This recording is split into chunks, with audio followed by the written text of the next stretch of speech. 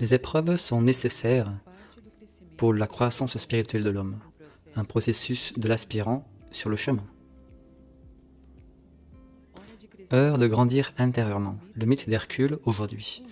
Un livre lancé en 1988 où Tréguerigno, à partir de l'observation basée d'un côté dans des récits strictement mythologiques et d'un autre en faits de la vie moderne, construit une narration splendide et vivante qui aide à trouver des solutions pour les faits les plus urgents qui inquiètent les hommes aujourd'hui.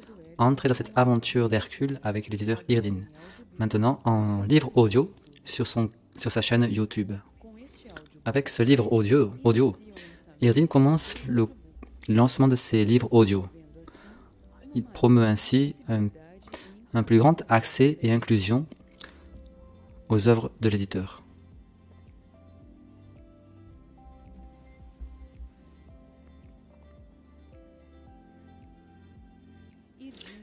L'éditeur Irdine au service de l'ampliation de la conscience.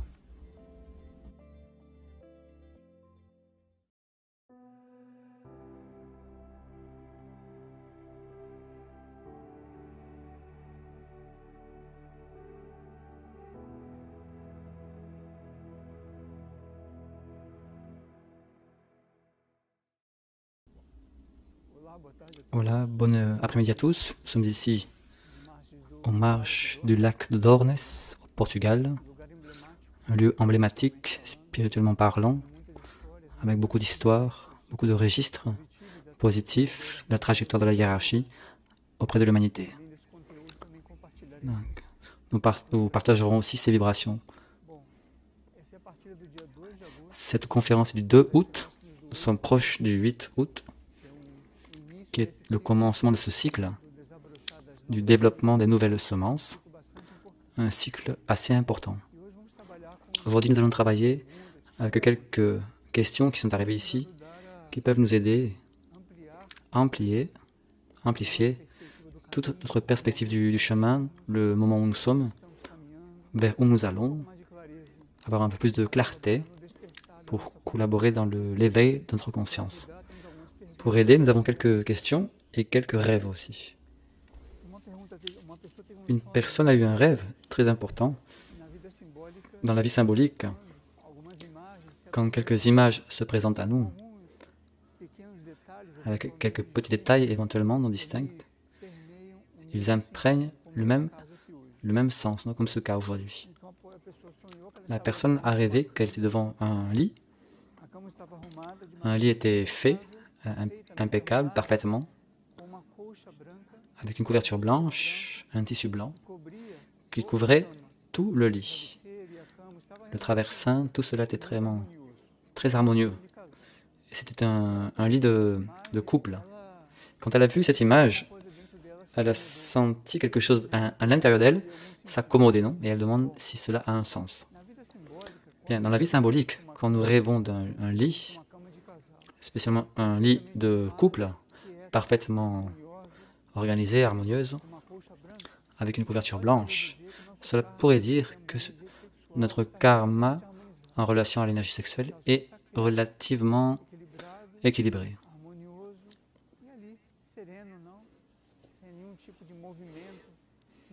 Cela est harmonieux, non?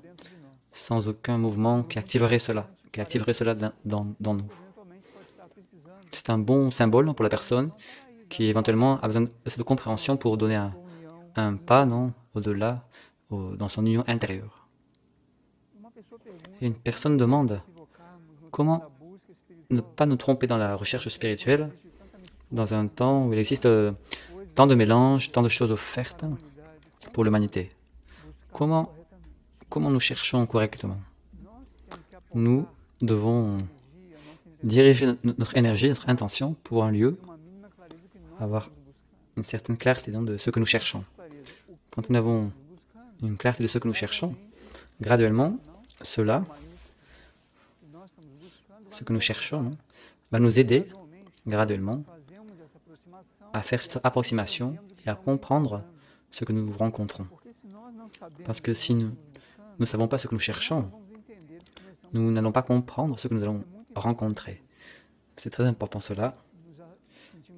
Si nous nous sentons attirés par la spiritualité, par le mysticisme, par la connaissance, mais nous n'avons pas un but clair, pourquoi cherchons-nous cela? Qu'est-ce qui nous bouge en direction à cela? C'est l'amour à quelque chose de supérieur, c'est la curiosité, c'est l'ambition pour la connaissance ou pour un certain type de pouvoir que nous croyons que nous allons avoir en dominant une certaine pratique. Donc si nous ne savons pas ce que nous cherchons, nous ne pourrons pas comprendre ce que nous commençons à rencontrer. C'est très important de voir, non, notre cœur et notre intention. Qu'est-ce qui motive notre recherche? Qu'est-ce que nous recherchons réellement? Parce que si nous définissons cela, les entités intelligentes, les anges, les grands dévas, bon, la création, non, viendra graduellement dans notre direction. Quand nous faisons un pas en direction de cela, non, cela donne 10 pas en direction de nous.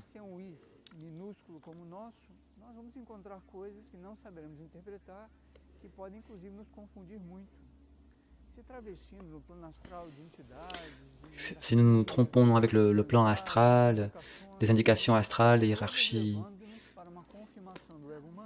et tout cela nous lève vers une confirmation de l'ego humain, non, qui est relativement dangereux. Donc attention, non. Qui ne sait pas ce qu'il cherche, ne comprend pas ce qu'il commence à rencontrer. Non. En ce sens du chemin spirituel, nous avons besoin de comprendre que nous dépendons de notre effort d'un côté et de notre abandon de notre. Nous rencontrerons une possibilité de faire des grands pas et de passer par des abîmes à nos côtés, parce que nous allons être en relation avec la planète, emplie de forces involutives, non? Des forces qui sont disperses dans l'univers, des forces chaotiques, qui éventuellement peuvent nous confondre. Donc, avec par exemple des récompenses, des gratifications pour notre personnalité, même pour notre monde intérieur. Et cela peut nous mener par un chemin moins lumineux. Le chemin est empli de risques, non?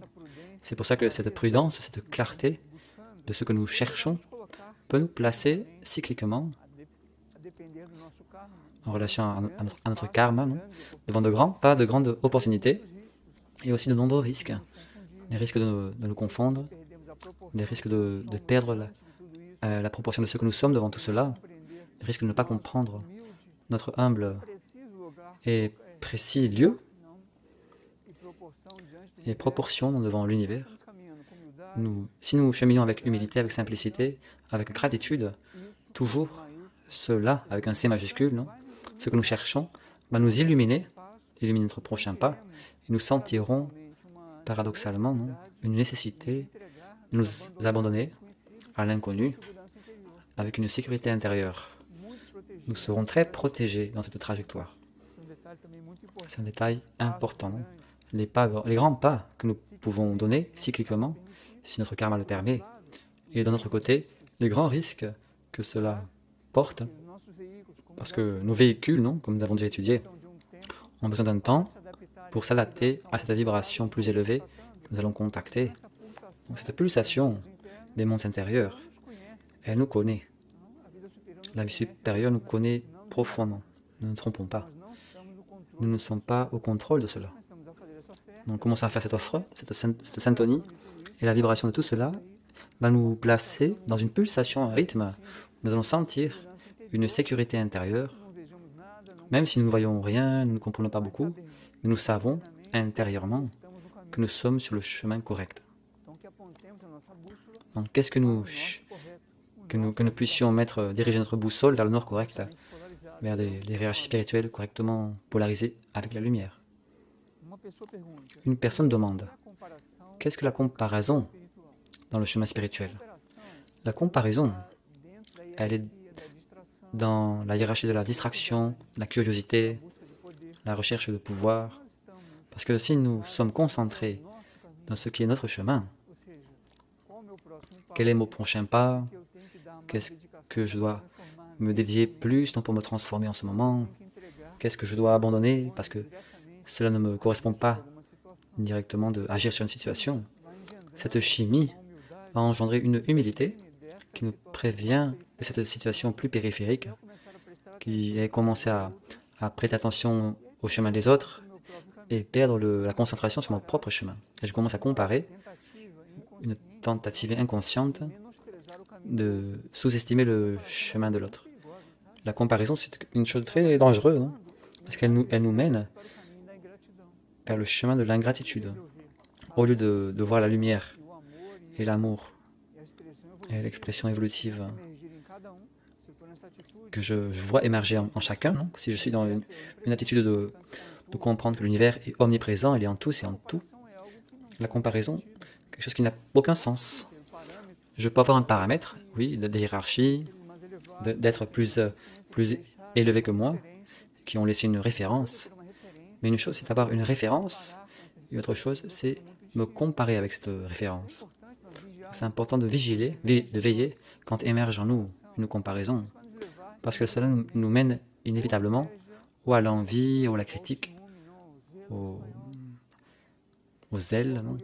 Ou à la curiosité. Je vais graduellement, sans percevoir, perdre la concentration de mon chemin. Mon chemin est le chemin que le Créateur a prévu pour moi. Si je suis réellement abandonné à ce chemin, ce qui se passe avec les autres va être interprété par ma conscience, par la même échelle de valeur que je dédie à mon chemin. Parce que c'est le même filtre. Non? Si je suis reconnaissant pour l'effort, reconnaissant pour mon offre, si en ma conscience je me dédie à tout cela, quand je regarde sur les côtés, regardez pour les autres, je vois là une réplique de ce même effort que je fais. Si? Parce que ma lentille, non, elle voit avec ses yeux de la gratitude, de l'effort, de l'abandon, en croyant sincèrement que les autres peuvent être en ce même chemin. Et s'ils ne le sont pas, au moins ce rayonnement éventuellement leur fera du bien. Donc bien attention à la comparaison, parce qu'elle elle tire beaucoup de concentration de notre travail.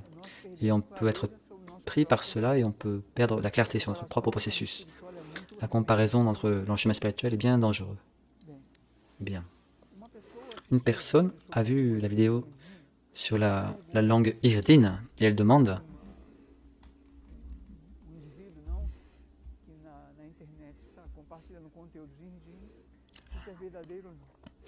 elle voit un individu sur Internet qui parle de irdine et elle demande si c'est véritable ou non. Voyons, non, nous ne sommes pas là pour juger, non? Si irdine, c'est un langage cosmique, non? N'importe quel être humain peut se connecter avec cela, non? Peut entrer en contact avec le langage irdine. Nous n'avons pas comment évaluer cela. Ce qui est important est observer quel type de vie cet individu vit, non? Quel travail cet individu développe, parce que par ses fruits, on connaît l'arbre, et ainsi de suite. Mais nous n'avons pas comment commenter, non, si c'est véritable ou non, en principe. Ce serait éthique et correct. Vous voyez comme la vie symbolique, dans une impulsion, non, un éclair, peut nous montrer le chemin où nous sommes et le potentiel du moment présent pour chacun de nous. Une personne a vu le suivant. J'ai rêvé que je trouvais un anneau d'or avec de l'argent, non? Un anneau avec une partie en argent et avec deux brillants. Un anneau d'or avec de l'argent et 2 diamants.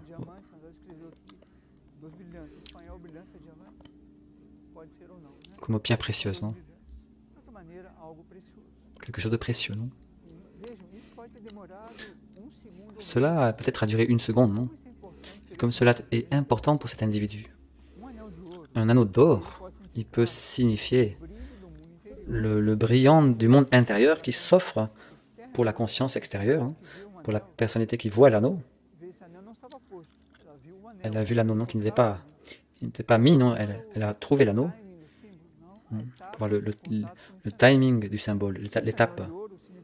Cet anneau d'or signifie le brillant du monde intérieur et un chemin ouvert pour une éventuelle alliance intérieure. Donc, si j'assume cet anneau d'or, le monde intérieur est dans un moment cyclique de s'ouvrir, de montrer que cet individu est dans le moment de contact à l'intérieur de lui, la synthèse des expériences spirituelles évolutives, que cet, cet aspect précieux, non, la synthèse des incarnations antérieures, qui est dans notre monde intérieur. Et l'argent symbolise dans ce contexte une protection qui permet cette éventuelle alliance avec le monde intérieur.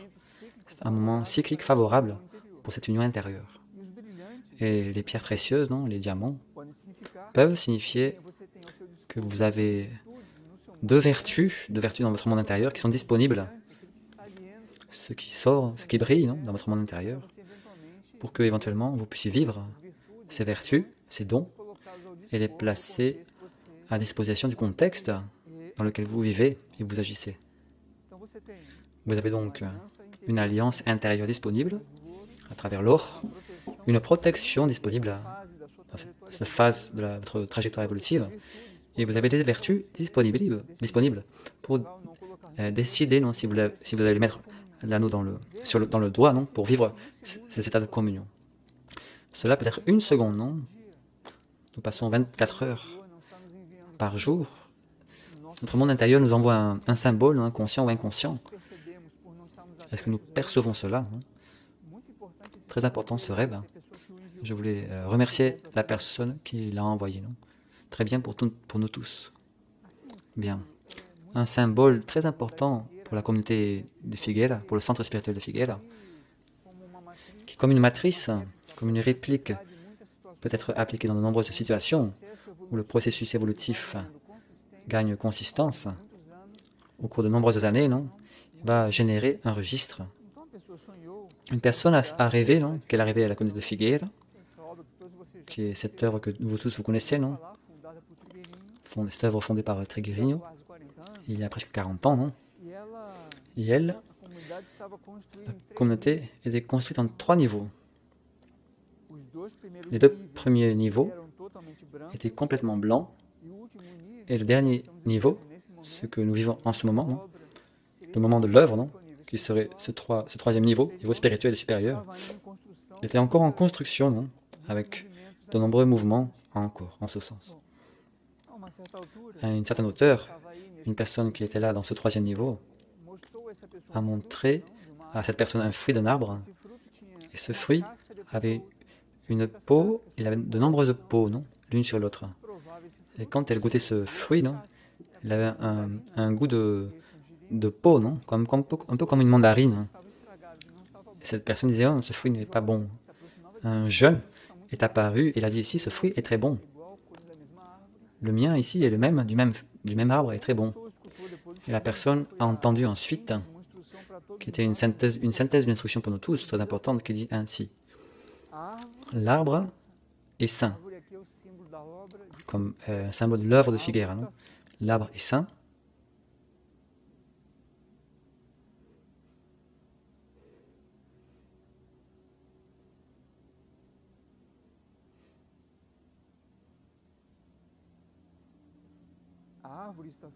L'arbre est saint.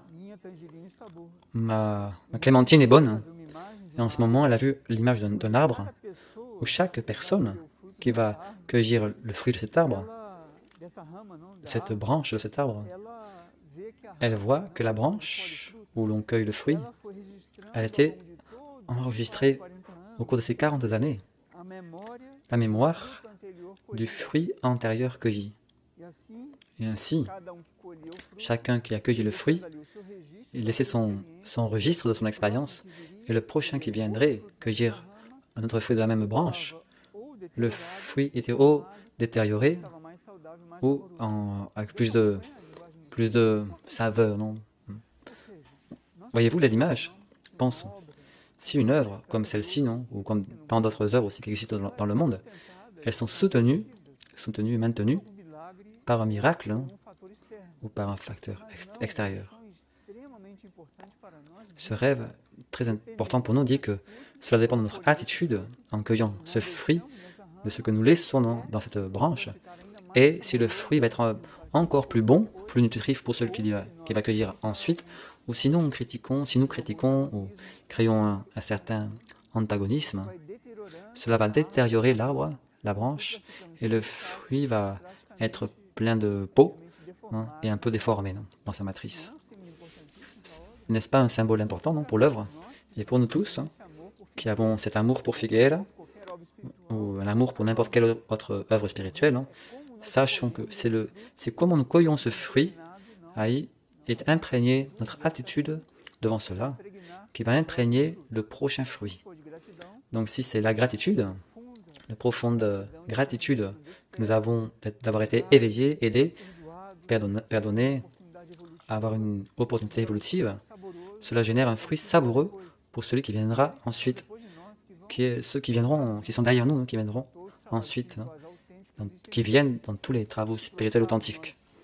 Et si nous tournons hostiles devant cela, aussi cela va aussi générer un karma, et celui qui mènera ensuite va accueillir éventuellement un fruit déformé devant la matrice que cet arbre représente.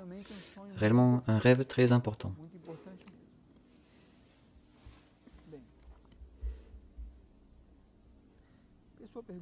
Une personne demande comment percevoir la différence entre l'énergie de la répulsion que nous avons étudiée dans les conférences antérieures de un moment dans lequel nous sommes avec une certaine intolérance ou un peu saturé d'expériences répétitives, peut-être par l'incompréhension de l'apprentissage et un manque d'acceptation. Il y a une chose et un chemin pour l'autre. Nous, dans l'évolution, pour faire un saut, réellement, un grand pas, comme je disais avant, qu'il y a aussi de nombreux risques, nous devons avoir un karma favorable pour cela. Nous devons identifier le moment cyclique dans lequel l'univers converge de nombreuses conjonctures pour que cela soit possible, créant là une condition exceptionnelle, spirituelle et interne à l'intérieur et à l'extérieur de nous. Cela a besoin d'une adaptation de nos véhicules pour qu'ils puissent supporter l'énergie et la vibration de cet autre état de conscience qui est de l'autre côté du portail. Ce n'est pas une question de nous réussir ou non de faire un pas. La question est aussi comment nous supportons notre conscience dans le niveau qu'éventuellement nous touchons en faisant ce saut. Dans ce suivant, dans la répulsion ou l'intolérance, notre âme, à une certaine hauteur, quand elle s'éveille, elle commence à voir qu'il y a quelques environnements, quelques attitudes, conduites, quelques compagnies, quelque chose, des véhicules commencent déjà à l'incommoder, parce qu'elle sait que le programme prévu pour cette incarnation, pour ces véhicules, n'est pas celui-ci, Elle commence à créer une situation dans le corps émotionnel et mental, ces situations d'intolérance, être un peu impatiente sur quelque chose, de saturer, de ne pas réussir à rester nombre de temps dans un endroit, c'est le chemin d'en bas vers en haut. Aussi, quand arrive le moment, ce n'est pas l'âme qui rayonne l'impulsion, c'est l'esprit. L'âme n'a pas toujours la force pour émaner répulsion. Parce que comme elle est incarnée, de nombreux aspects d'elle sont capillarisés dans l'incarnation. Donc elle va éventuellement ne pas rayonner l'énergie de la répulsion. Elle sait qu'elle est compromise avec ce qu'elle va répugner, donc elle reste un peu dans ce jeu. Si c'est un rayon impair, elle n'y arrive pas. Si elle est d'un rayon pair, elle n'arrivera pas à rejeter une chose pour laquelle elle se sent unie avec nous. C'est comme un conflit intérieur. Éventuellement, si c'est un rayon impair, ce serait éventuellement possible. Mais en général, cette énergie de la répulsion vient de l'esprit, qui est le niveau qui regarde vers la vie immatérielle, qui n'est pas beaucoup intéressé par ce qui se passe ici. Alors maintenant, si notre esprit a une énergie de volonté, s'il est intéressé par la vie matérielle réellement, comme une tendance de l'esprit éveillé aujourd'hui, il va réellement rayonner, émaner une énergie de répulsion qui va être très bon si en bas aussi commence à vivre cette énergie de répulsion, d'intolérance de ces niveaux. Attention seulement que cette intolérance ne soit pas interprétée comme une expression de colère devant les autres, d'intolérance avec les autres, mais oui, vu comme un thermomètre, pour refroidir quelques situations, et percevoir ce que notre esprit veut en ce contexte. Donc la répulsion vient de notre esprit et l'âme peut refléter ou non, cela dépend du rayon de l'âme. Elle va moduler, elle va calibrer la puissance des répulsions, parce qu'aucune âme naturellement va vouloir blesser ses corps, non? Seulement quelques âmes avec quelques tempéraments, mais cela est bien rare en ce temps.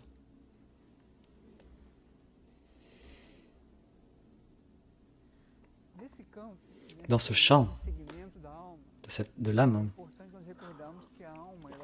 il est important de se souvenir que l'âme, comme une matrice, elle a deux polarités, masculine et féminine. Et nous avons tant d'incarnations dans la polarité masculine et tant d'incarnations dans la polarité féminine. Et en ce temps, il existe une tendance que l'âme commence à faire une synthèse des polarités à l'intérieur de soi. Ce sont les âmes qui sont éveillées pour le chemin spirituel. Ce ne sont pas la majorité, mais celles qui sont sur le chemin spirituel réellement, elles ont une tendance à entrer dans une expérience d'une synthèse de ces polarités. Donc, quelqu'un a eu un rêve là qui indiquait clairement un moment de conflit entre ces deux polarités dans l'âme et qui s'est revêtu d'une image. Il était dans une maison, la situation se passait dans une maison, entrait un vent très fort dans cette maison et une fenêtre poussée par le vent. Elle n'arrivait pas à retenir la fenêtre. Elle a demandé de l'aide à son père et son père faisait le distrait, non, comme s'il ne voyait pas la situation. Elle n'arrivait pas à trouver de l'aide, non.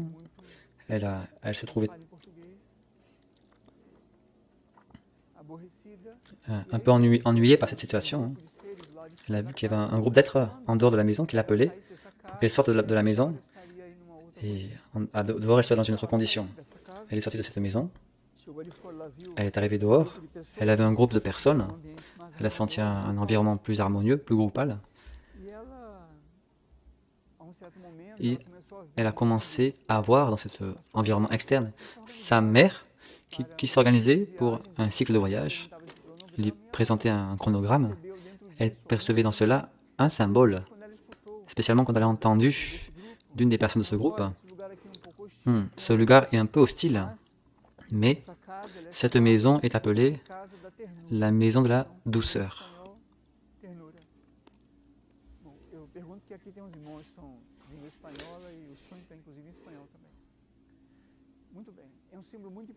C'est un symbole très important, non, en relation à la vie de l'âme.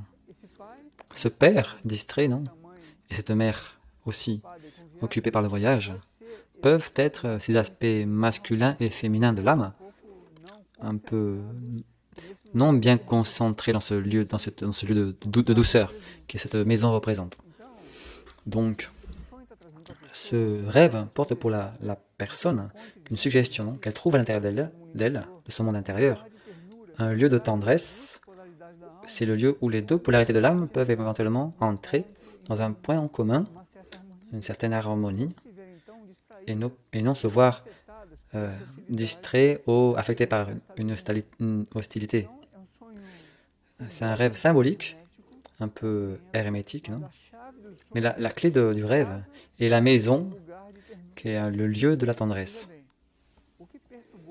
Ce qui a perturbé cette personne, qui l'a même irritée, quand elle a vu le vent fort, qu'elle n'a pas réussi à soutenir la fenêtre, ce n'est pas le vent, non? Le vent est le symbole de quelque chose d'un peu instable, comme l'énergie de la colère, non? Une énergie très dynamique qui se mouvemente comme le vent. Et le point le plus important du rêve, c'est le lieu de la tendresse. Le vent, il souffle. Le point de la personne est la réaction de ne pas réussir à contenir la fenêtre qui était touchée par le vent. Quand nous sommes dans ce lieu de tendresse à l'intérieur de nous, ces mouvements d'inquiétude, d'hostilité, tout cela nous perturbe un peu. Si la personne est appelée en dehors de la maison, non?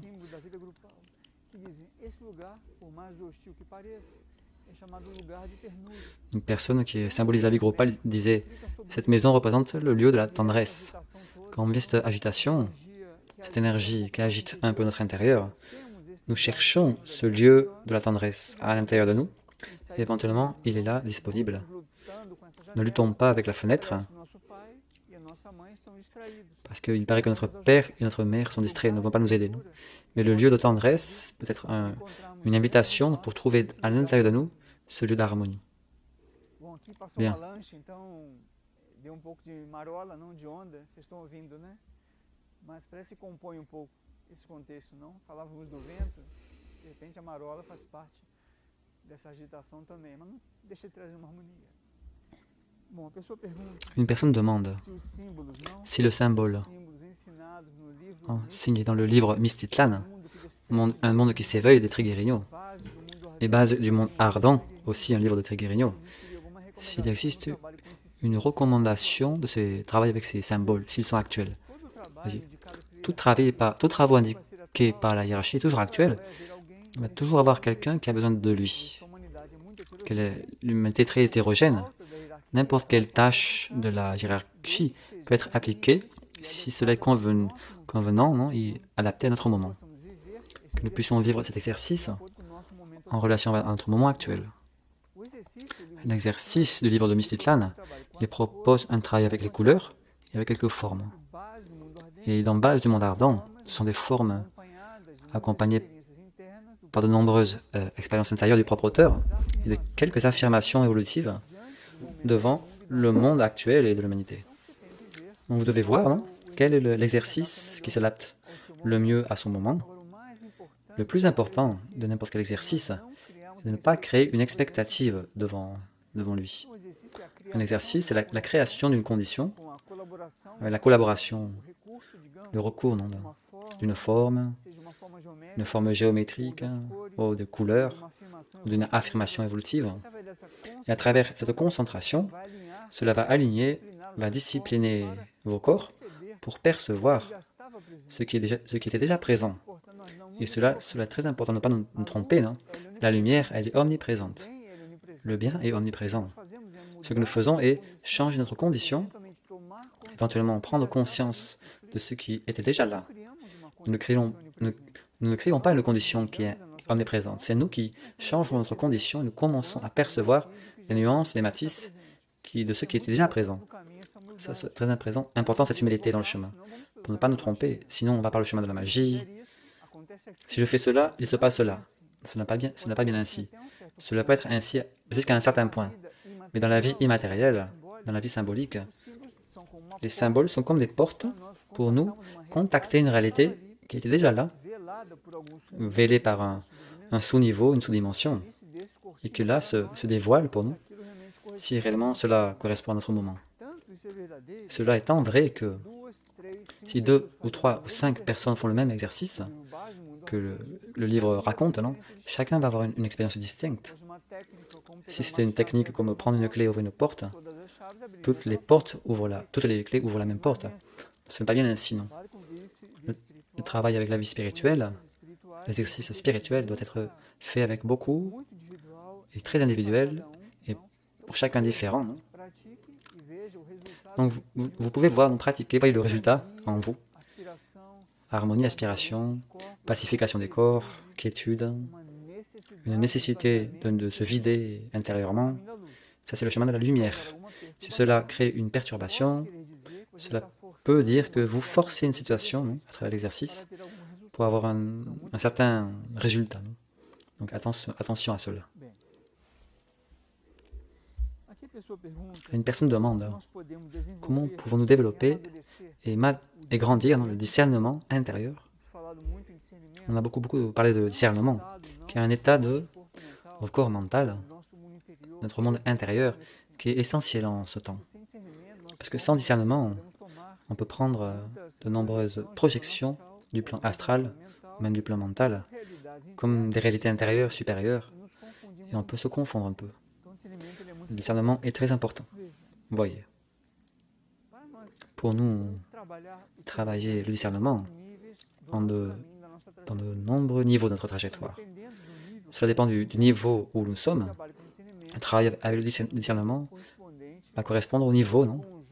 Cet ensemble, son aspiration, son abandon, son compromis évolutif, combien nous cherchons d'abord déjà à servir la planète et l'humanité, cela va moduler, va calibrer comment on va travailler le discernement.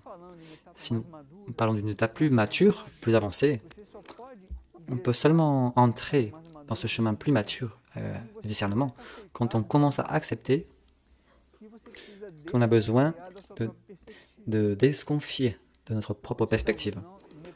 Quand nous sommes dans une étape un peu mélangée de l'auto-affirmation humaine, même spirituelle, et l'éveil, on mélange beaucoup une auto-affirmation, comme si on était complètement sûr de ce que nous faisons l'expérience. D'un côté, cela est sûr, non? Cela est la vérité pour nous, mais ce n'est pas une vérité absolue. C'est un moment que l'on vit, non, en ce moment. Et quand on commence à desconfier, non, de notre propre perspective, on commence à voir que nous sommes beaucoup aidés à voir les situations d'une autre perspective, une même situation. C'est un processus. Et c'est un processus que sans humilité, c'est impossible. C'est réellement impossible. Avant cela, on peut mélanger, sans faire attention, notre tendance à mélanger, non, et appeler cela discernement. Non, on a des préférences, des goûts, et on appelle cela discernement.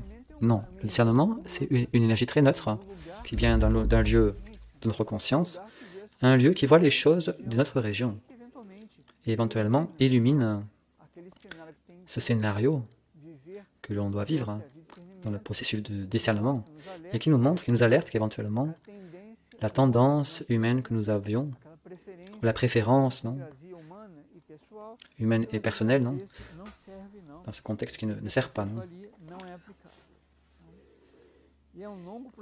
C'est un long processus intérieur qui va demander aussi, à une certaine hauteur, un contrôle graduel, éventuellement, une ascension du monde intérieur vers l'énergie de la personnalité. Notre ego va réagir quand il voit que la conscience ne va pas embarquer comme avant dans ce qu'elle embarquait avant, non, avec ses préférences. Et c'est un conflit bien commun, non, en ce temps, où on expérimente que la conscience discerne quel est le chemin, mais l'ego et le gardien du seuil, non, que nous avons déjà étudié, il tente de convaincre avec tous les arguments possibles que ce n'est pas bien ainsi. Donc c'est cette tension, ou struggle, non, en anglais, cette inquiétude, comme presque un conflit entre le discernement et les tendances, c'est une étape inévitable dans le chemin du disciple, de celui qui s'éveille pour un compromis plus profond. Parce qu'il va avoir besoin de discerner, commencer à contrarier la tendance de ses corps. Tous, nous savons ce que cela signifie. Ce n'est pas une chose simple. Et dans les choses simples, l'alimentation, la communauté, la façon de penser, la façon de sentir, les attachements, est réellement un struggle, une grande tension qui est créée et qui est inévitable. Parce qu'à partir de cette fidélité à notre discernement, que notre monde intérieur peut montrer plus, non, d'un chemin qui est notre filtre personnel. Si tout ce que je vis est basé sur notre chemin et basé sur l'ego personnel, le chemin supérieur, l'éveil pour le service spirituel, pour le service à la planète, n'est pas le chemin de la personnalité. La personnalité, synthétiquement, c'est s'abandonner pour le monde intérieur, faire silence et permettre graduellement que la vie intérieure se projette là, ici. C'est une logique complètement différente. Et cela prépare ce que nous appelons expansion de la conscience, non, ou initiation, qui est le monde intérieur, avoir chaque fois plus d'ascension sur l'autonomie des corps de la personnalité.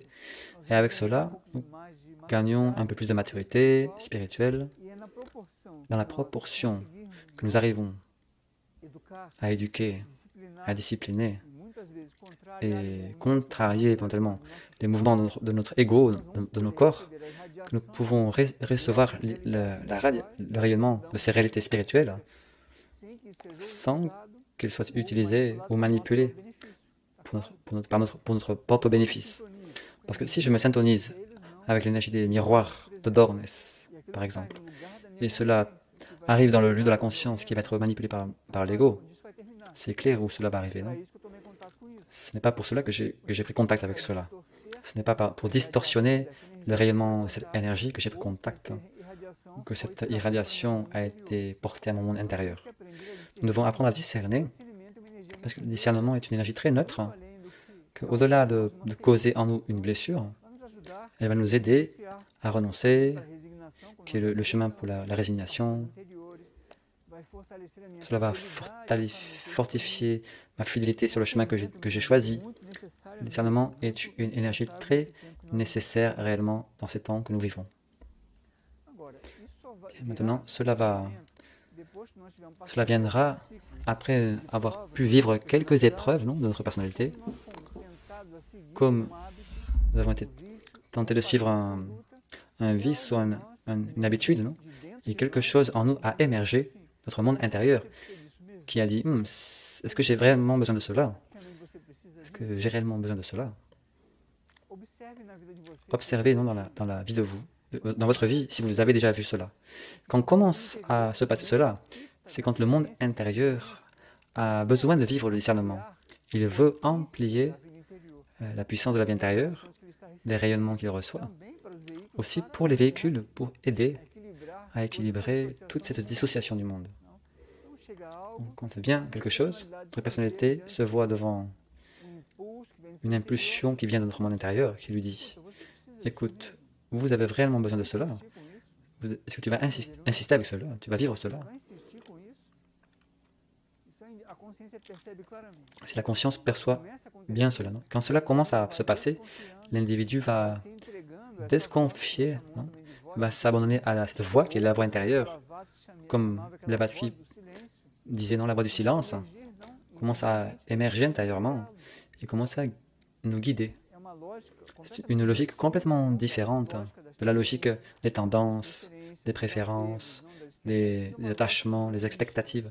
C'est une logique différente. Et ça, c'est le chemin spirituel mature d'aujourd'hui, le chemin de celui qui veut cheminer avec la hiérarchie et avec les centres planétaires. C'est le chemin d'aujourd'hui, actualisé.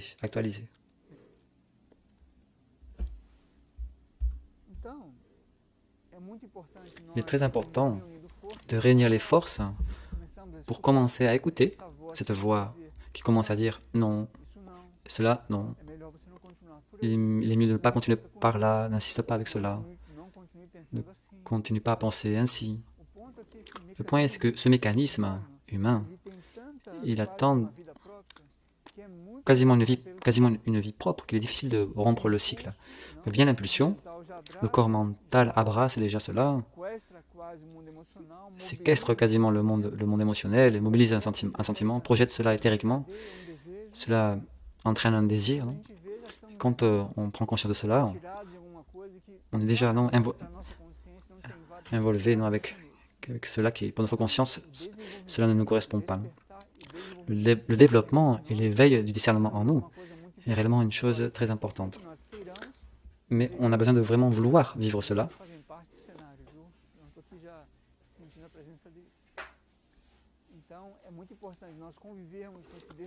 C'est important de vivre avec cet éveil, cette voix intérieure, la voix du silence intérieur, qui commence à montrer cela si, cela non, cela un peu, cela attention, qui sait, va un peu vers là, ou faire l'expérience d'une autre forme.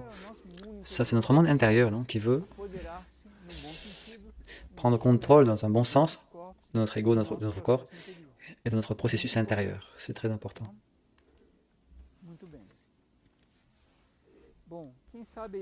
Qui sait si ensuite de cette conférence, on va être un peu plus prudent avec les fruits que nous cueillons, tout ce que nous recevons, non? Parce que ce n'est pas seulement Figueira ou le travail en soi, c'est tout ce que nous cueillons. Des grandes religions, des grands sages, du Christ, de Bouddha, tout ce que nous cueillons dépend de notre attitude, qui va laisser la branche, qui va laisser la branche ou l'arbre plus meilleur pour celui qui vient ensuite, ou va détériorer cela. Voyez la responsabilité du chemin spirituel, mature, non? Non le chemin des pratiques de la fin de semaine. Non? Cela n'est pas un chemin spirituel, c'est un exercice. C'est utile, certes, c'est mieux que d'autres choses, mais ce n'est pas encore le niveau dans lequel nous voulons arriver. Donc soyez attentifs, non? Est-ce que notre âme n'a pas un anneau pour nous, non? d'or ou d'argent, avec des diamants pour nous donner. Mais je demande, non? Est-ce que nous voulons faire l'alliance avec cela ou nous voulons une alliance du monde? Non une alliance de mariage, non? En ce temps, notre alliance est avec notre monde intérieur, indépendamment de notre niveau humain qui court en parallèle, non? Mais on doit prendre une décision. Parce que cela va donner, ce qui va donner la qualité dans les relations humaines, c'est aussi la qualité de la relation avec intérieur, avec moi-même, avec l'âme, avec l'esprit. Et cela promeut une autre qualité avec ma relation entre moi et les niveaux intérieurs, ou de moi avec tout l'extérieur. C'est l'équilibre de la croix, non? L'équilibre du supérieur, du vertical, avec l'horizontal. Vous tous qui avez des questions, non? Ou des impressions, des expériences, vous pouvez partager cela, non? À partir de rêves et de questions, on peut faire des réflexions très importantes qui peuvent nous aider dans notre prochain pas, qui peuvent servir de clarté intérieure, pour calmer un peu une agitation dans notre partie un peu plus humaine. Donc vous pouvez partager ces questions. La prochaine semaine, c'est une date importante, le 8 août, non? Une date importante, le symbole de l'éveil d'impulsions immatérielles et supérieures pour l'humanité. Un moment cyclique qui recommande que chacun de nous puissions faire une offre en ce jour pour être ouvert, réceptif, pour qu'arrive à la planète un recyclage, une rénovation, une synthèse. C'est un moment important. La conférence de la prochaine semaine, du 9 août, sera une partie pour la partie intérieure de l'œuvre, non, de la fraternité. Ce ne sera pas une conférence publique, ce sera une conférence. Des contenus un peu plus profonds, non, dans notre travail. Et on aura une nouvelle conférence publique le 16 août. Bon, très bien. Restez avec cette beau coucher du soleil, non, du lac de Dornes.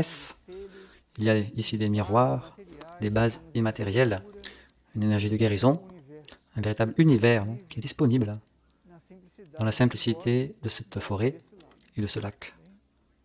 Bonne nuit et nous nous verrons dans la prochaine conférence.